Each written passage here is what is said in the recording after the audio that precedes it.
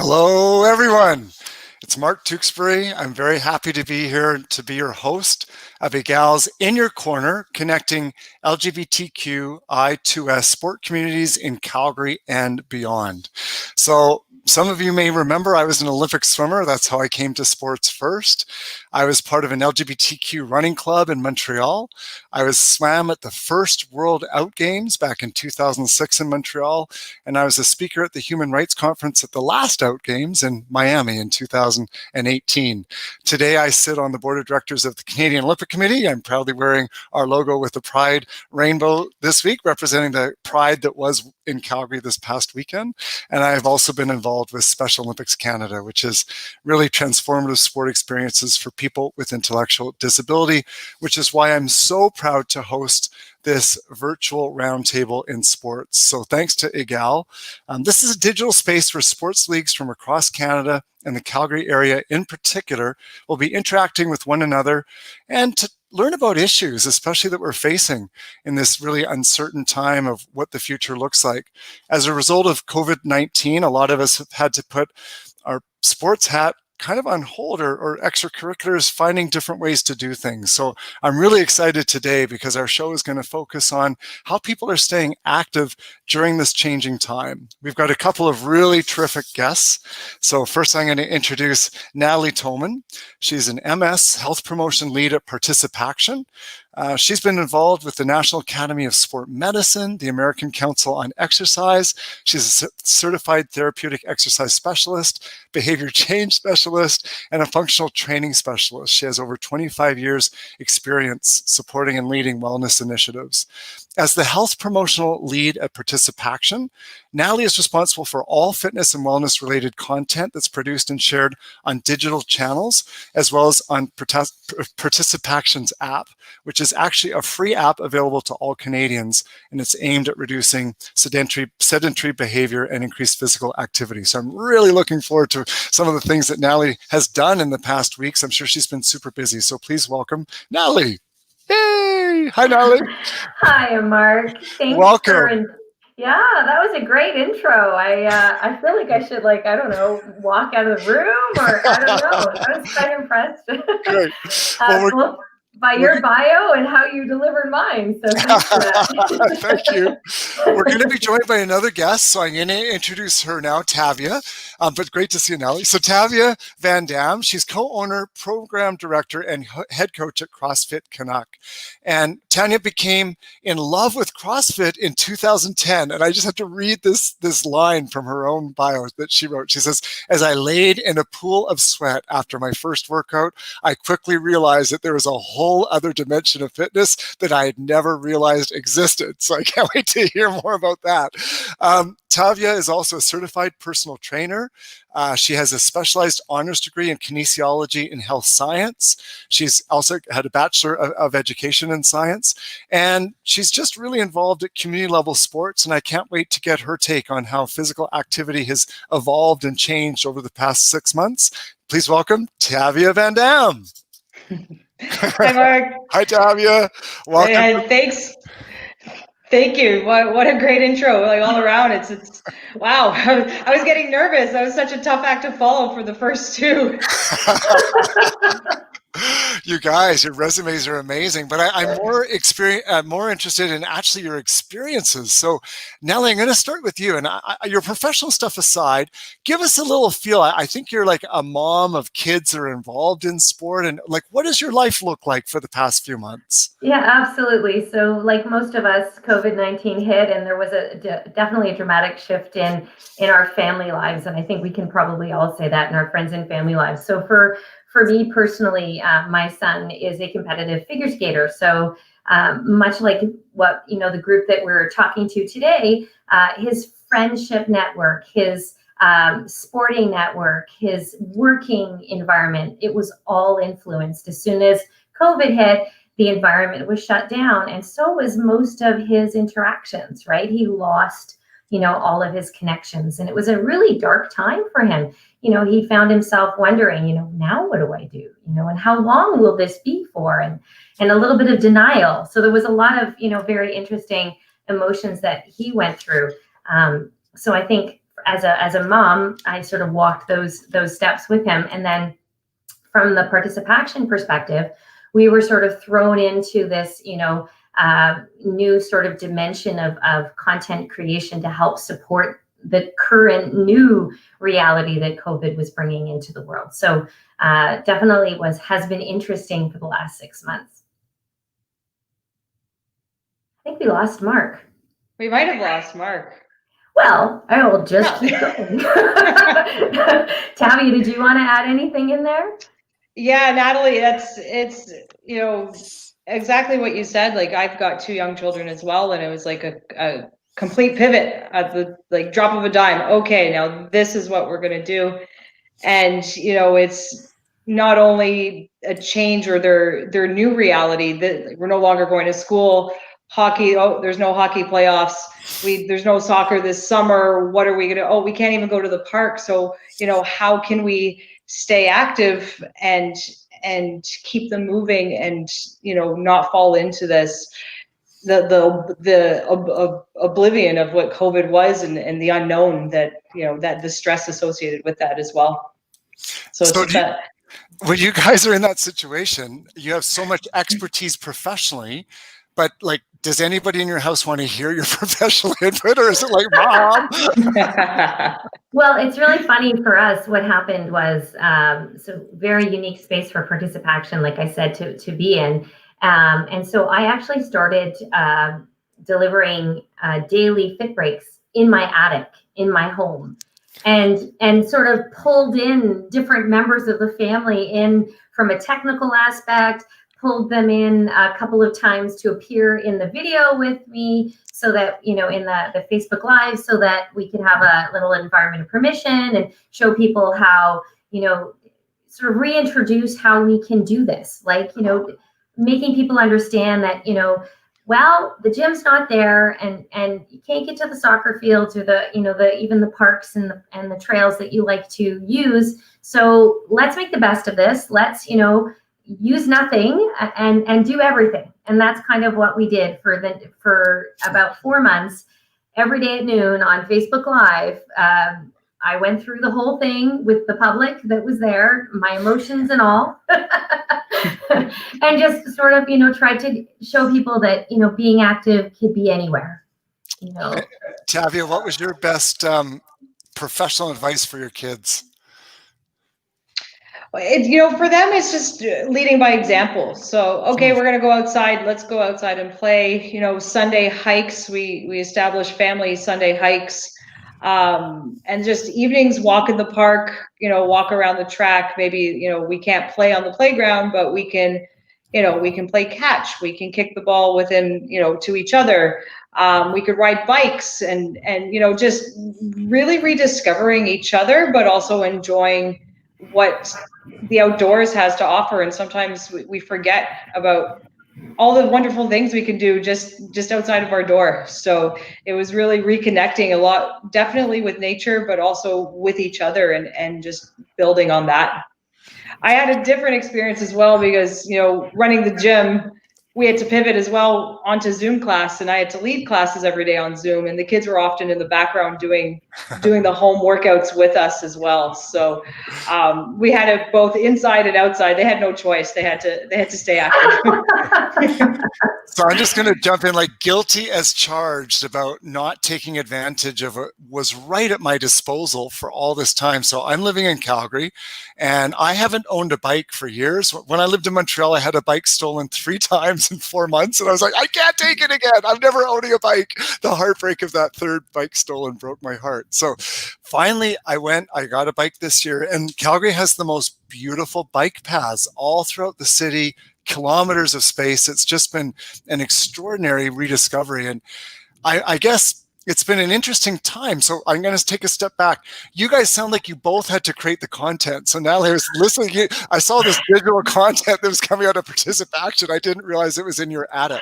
Yeah, it was in my attic, and it was in French and English. And it was, like I said, I'm a native Montrealer, so I have a fairly good command of French language. But it's still, like, there was just lots coming on and lots of things to take care of. And and just emotionally supporting the people that, were there day in and day out. I really felt like, that was a very strong part of this, right? To teach people that, yes, we're sad, and yes, maybe we're scared, and yes, maybe our immunity has been compromised because maybe we're battling COVID-19.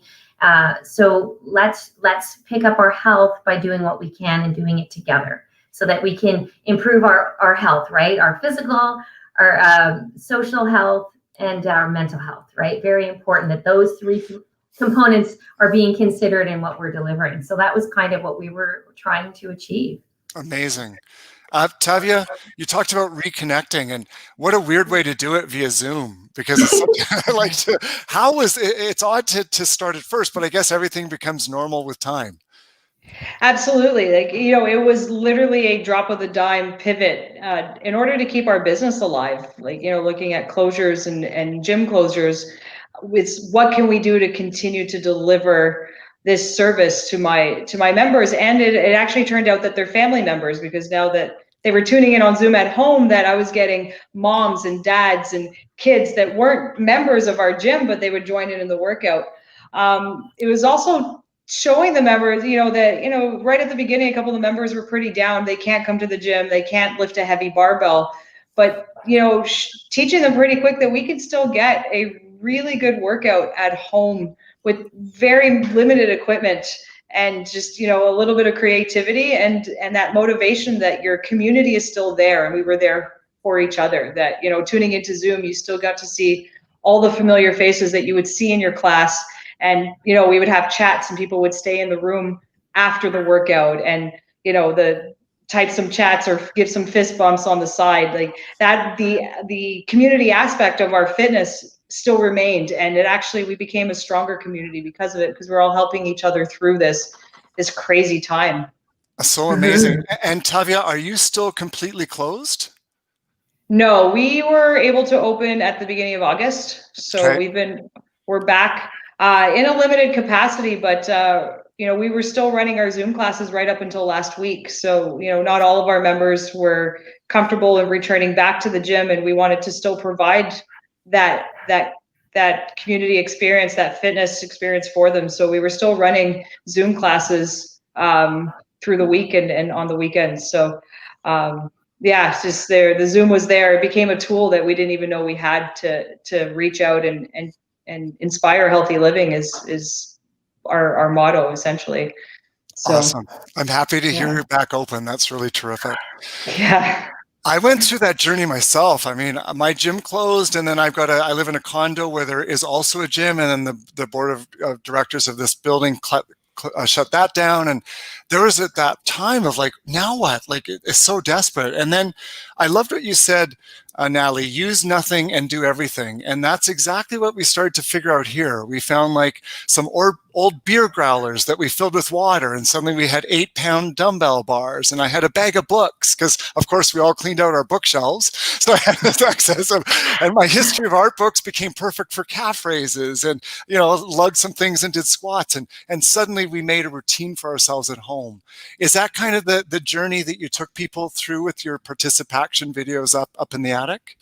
Yeah, absolutely. Yeah, and you know what? It's funny. We're going to do them again in October to help launch a group challenge that we are putting on our app, that we're going to serve out to Canadians to get them to move through the month of October across the country. And so we're going to go back onto our Facebook platform and just sort of, again, reintroduce the concept that, getting physical activity, reducing sedentary behavior doesn't take a lot, right? It just, takes the right group and some, good nature, and you can have a really great time. And so that's, kind of what we are going to aspire to do, and what we were aspiring to do within our Facebook Lives. We actually kept them on our Facebook platform, so people can view them, and we also transferred them over into the app, believe it or not. These sort of impromptu COVID-esque videos are now, available to them through the app and through Facebook. So, and we're getting people going back. So there's something to be said about, doing everything with nothing, You raised happiness. You raised a great point about sort of an accountability. They came back because of the group. And I think, Tavia, you're a big proponent of sticking with it and that importance of community activity, I think primarily exactly for that, to make sure that people stay with it. Absolutely. Yeah. Go ahead. Oh, sorry. No. Yeah, no, a lot of our training is, I find it's like like-minded individuals that want to come out, and a lot of it is that social aspect. The fitness is the bonus that they get from it, and just, the mental health and well-being and all the pieces that you get from training with others and pushing through as a group, especially, if it's a tough workout or you're hitting a wall and you have someone just in your ear, hey, let's go, we're in this together. And it was amazing to see that we were able to carry that through, even though it was virtually. That, yes, we didn't have to be face to face, but we could still create that supportive environment and motivate people to keep going. So yeah. No, absolutely. In our group, like in our Facebook Lives, I would regularly ask, because we were, across the country and we didn't know who was going to tune in. I would always say, tell me where you're from and tell me what the weather's like, and then that would spur some conversations even among people within the chat, right? They would start like, oh, hey, saw you yesterday, I'm also in, Belleville or, wherever. We even actually, I was very surprised to see some people tuning in from other places in Europe and whatnot. So we really were catching some people along the way that we didn't expect, and joining our little community. That's amazing. All for physical activity, right? Just getting people to move so we could all just get through this, right? Yeah. I really felt for my single friends or people that lived on their own through this. I know I've got a partner, so even just the two of us, it just made sure, one of us didn't feel like doing it, but the other would. And amazing how it's the consistency of it. I traveled so much in my life, and being grounded, just there's nothing to do. So we would actually work out a little bit more regularly, and it feels great. It makes you feel connected and alive. I guess what I'm hearing is one really important thing is, if you're feeling isolated or if you're feeling alone, find a community-based gym, find a participation program, find somebody that will hold you to that walk every day to make sure that you don't isolate yourself and stop moving. 100%. You said it before, accountability, right? Yeah. It's really important that you have somebody who keeps you accountable and to whom you are accountable to. Right. So it's a cyclical relationship. I'm going to make sure you're there and you're going to make sure I'm there, and we're going to cheer each other on. Friends and family are great for that. They really, really are. So join a group challenge. Like I said, on the Participation app, we're going to be launching small group challenging, and we want people to group themselves in groups of 8 or less to try to create this virtual connection that we know we're lacking that connection. So how can we do that at Participation? So that's what we're trying to do. Get people to group together, support one another in physical activity so that we can get everybody healthier. I think that is the bottom line to all of this. Tavia, I know there's lots of CrossFit places across the country, but did you start to even broaden your reach beyond your community during this time of closure? Yeah, a little bit. The same thing. We started to find some special guests. On Saturdays, we ran a community workout where we invited anybody, like share the link and just spread the word for anybody who would like to join in a fitness experience. And we had some from New Jersey. We had a couple, so New Jersey and New York were a couple pop-ins, and of course all throughout Canada. We had some family members from Nova Scotia tune in. So it was amazing to feel that connection.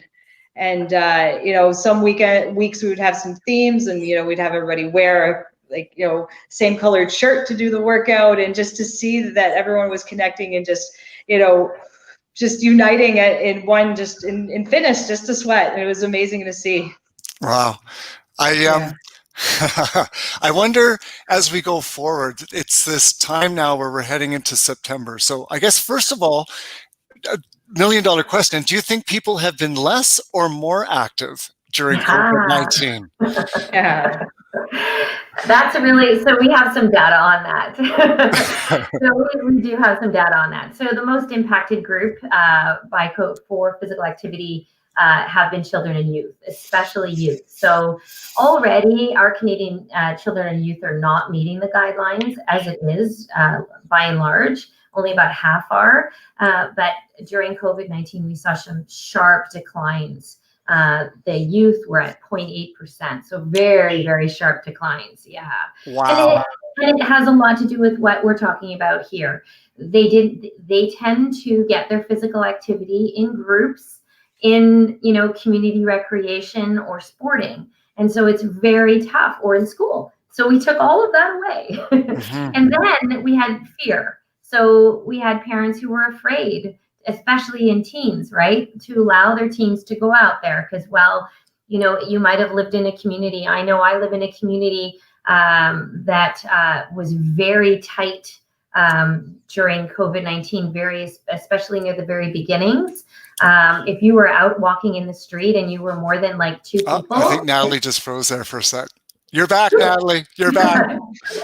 So in my community, if you were like youth, more than two people walking outside, you'd get catcalled at, go home, dangerous, you're going to spread the virus. Like this even happened to me a couple times when I was out, with my two adult children. We got like people rolling the windows down and, chiding us for being out in the streets, So very impacted, right? And then adults, there was a sharp impact, especially the first 6 weeks. Then we saw a little bit of people have figured it out and started finding online resources and started to, as you said, Tavia, started exploring as, restrictions eased a little bit and fear sort of, came down a bit. People started going out to their trails and, into their parks and green spaces, depending on their community, if there was permission to do so.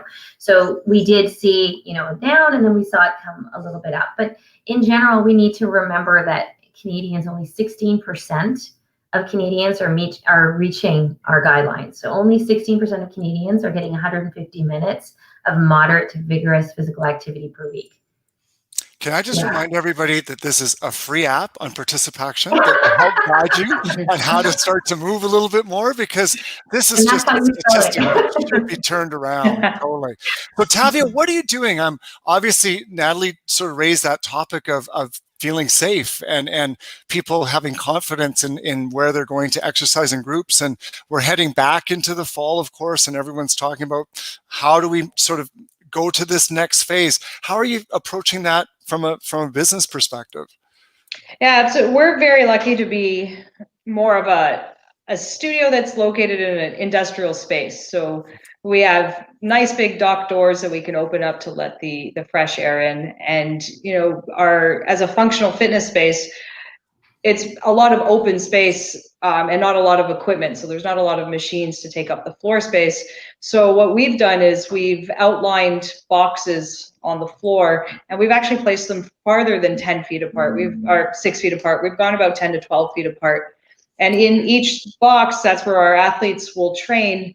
All the equipment of the day is there. So they don't actually have to leave their space. All the equipment that they'll need for their workout is there, where then they could perform the workout with our coach on the floor, in the community, in the group, but everyone's in a safe distance away from each other.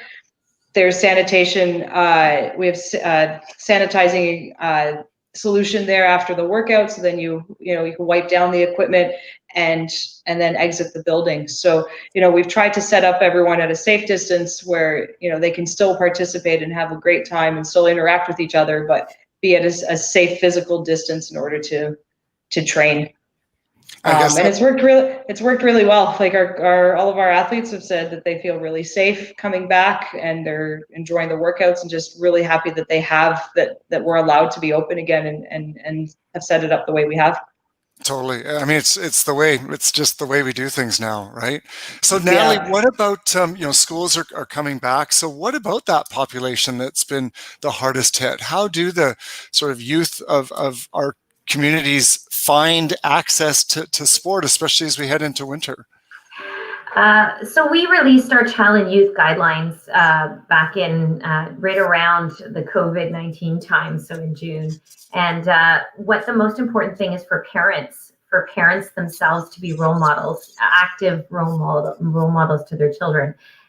What we found from our research is all the parents who identify or self-identify as physically active tend to have physically active children.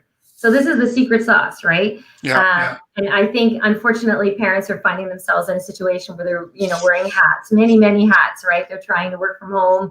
They're trying to, do some of that online schooling, and now we're layering this on. But we're looking not for parents to, to say to children, go outside, go play, but rather take them with them.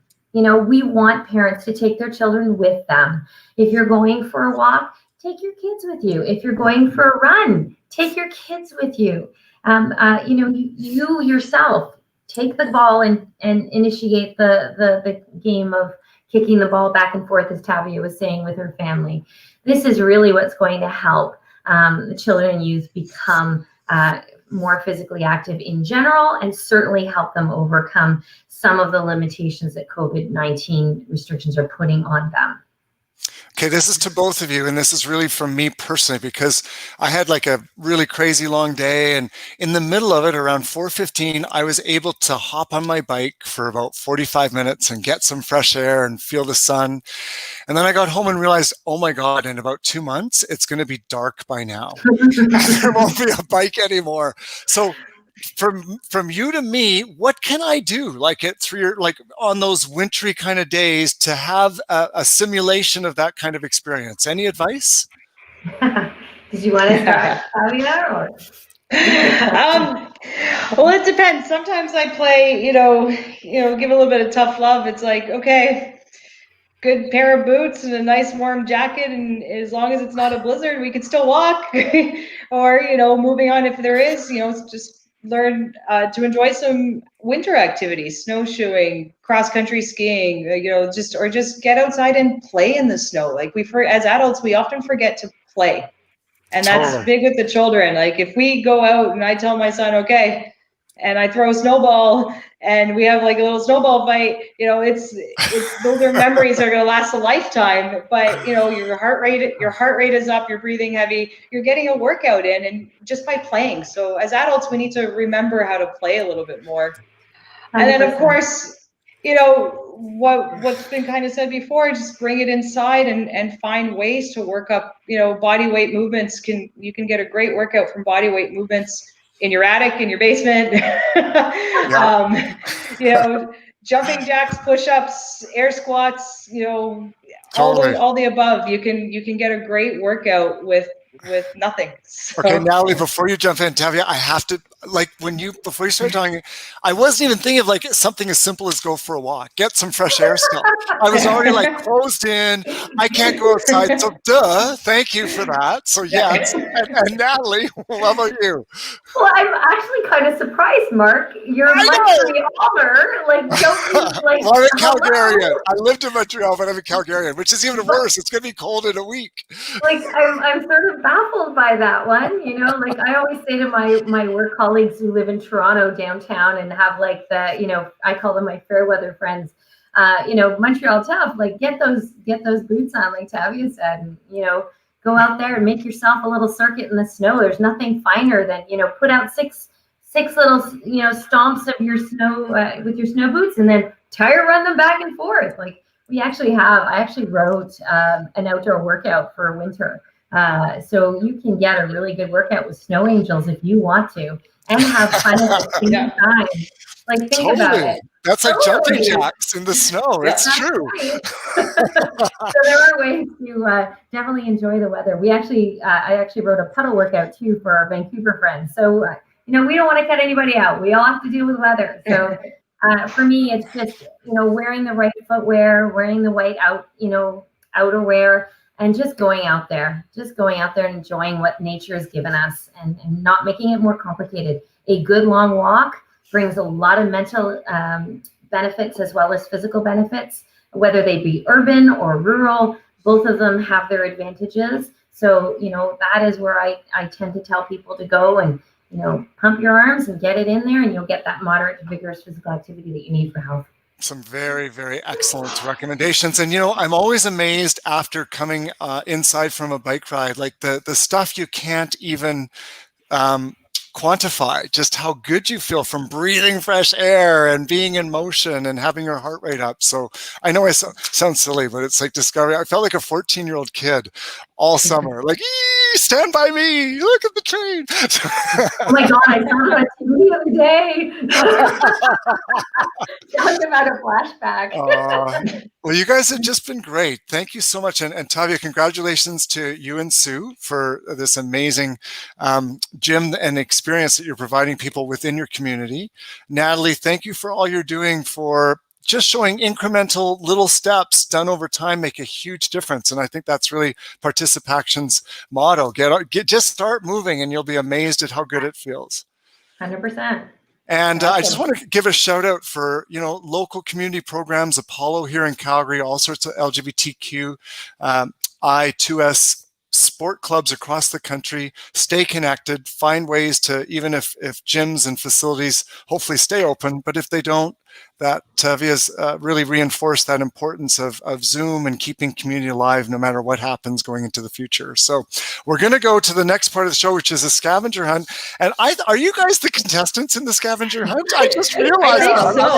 I was like going to let you go, but I'm like, then who's doing the scavenger hunt? Okay, so get ready. This will be really fun. I'm just curious, Natalie, what kind of house are you in? Like a house? Oh yeah. Yeah, like 2 stories?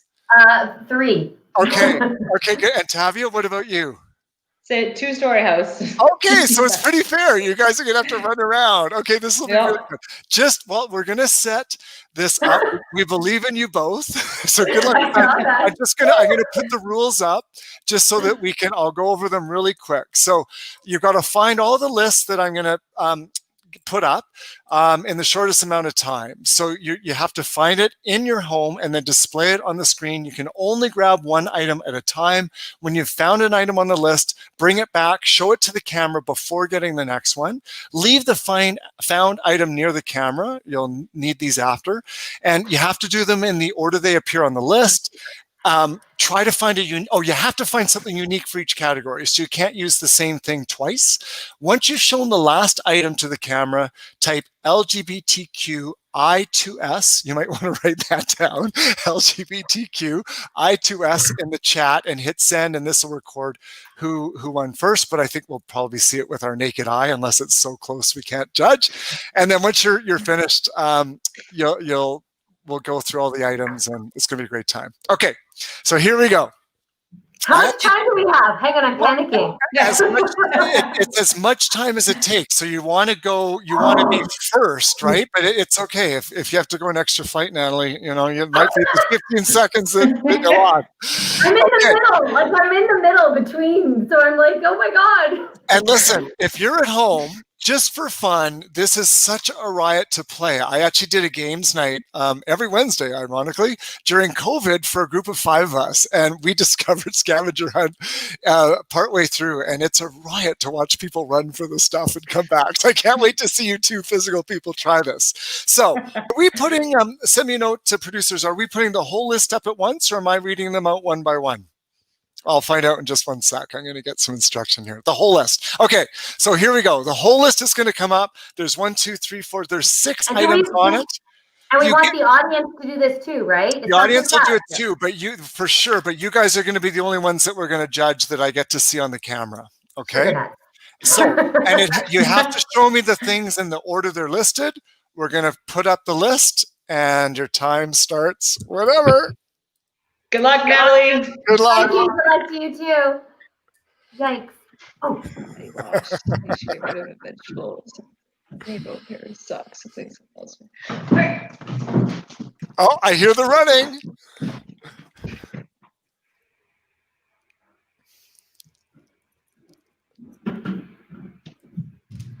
One.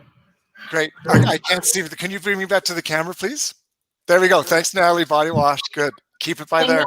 The list is gone. The list is gone. Okay. Okay, let's go back to them so I can see when Tavia comes. 1. Good job. Okay, 2, something you should get rid of. That was too easy. No, it's because one of my kids gave it to me. I really don't want it. So there you go. Is Tavia back? Natalie's gone for the vegetable. Tavia's still looking at something that she should get rid of.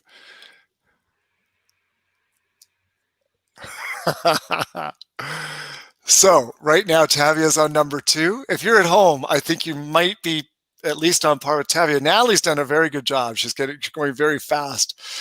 It's like she had a pre-idea what was good. No, she just got lucky with something she should get rid of right beside her desk. Let's go back to see the action. There we go. We got a whole thing of vegetables. Great. We've lost Tavia. So now you're looking for something rainbow, Natalie. Something rainbow. I'm getting crushed.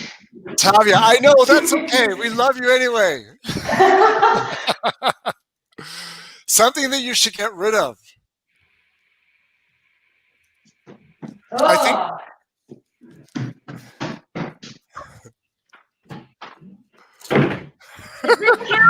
that's a total rainbow. You're onto a pair of socks. All right. Something I should get rid of. Oh, wow. A box. I'm going to give you 2 extra points for creativity. That's so fabulous. Pair of socks. Okay, Natalie's got it. And now something someone else made for you. You're looking for a vegetable, Tavia? Vegetable.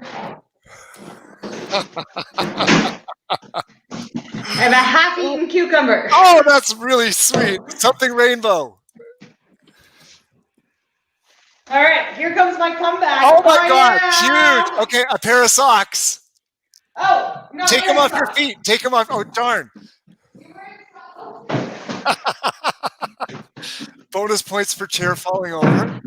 Socks. Go quickly. Something someone else made for you. It's down to the wire. Oh, Natalie's got it. Something else made you. Okay, then you got it too. Punch in LGBTQ. Okay, perfect. Tavia, punch in. Punch in. Oh. Yeah. That's wicked, though, by the way.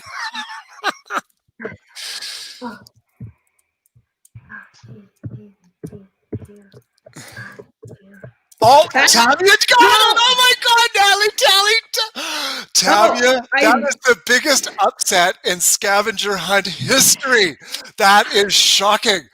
I don't think I got it. I put LD. I didn't type correctly. That's true. You know what? You're disqualified. You're disqualified. But oh man, that was Natalie. LGBTQ. You got it. Natalie nailed it. But Tavia, that was like. Natalie, you were on a pair of socks, and she was looking for something that she should get rid of. That was amazing. You're something that brought you down. That tea cozy, or is it a hat? Yeah. Is it a hat or a tea cozy? It's a knit hat. It's a knit hat that someone made for me. I love that. Okay, here's my biggest tip from COVID. Are you ready for this? I used a toque as a shoulder press. So I pushed into it and pulled the other side with my bicep, and it was amazing. So that's what a fun thing to end on, even though, yeah. Tavia, that was so thrilling. Like, I thought it was going to be so boring, and then you pulled it out. So. Can you show everybody the something someone else made for you again? It was my Mother's Day gift for my son. Oh, that's really sweet. That's super sweet. Well, you guys, that was fun to run around our home. Yeah, what is that? Again, it's something one of my kids gave me, and I'm like, I don't know why I have it. These are your adult children. My adult children. It's sitting on my desk, and I'm like, why? Every day I wake up, I go, why is that on my desk? Wow, that's so funny. Well, you guys, thank you for being part of this show.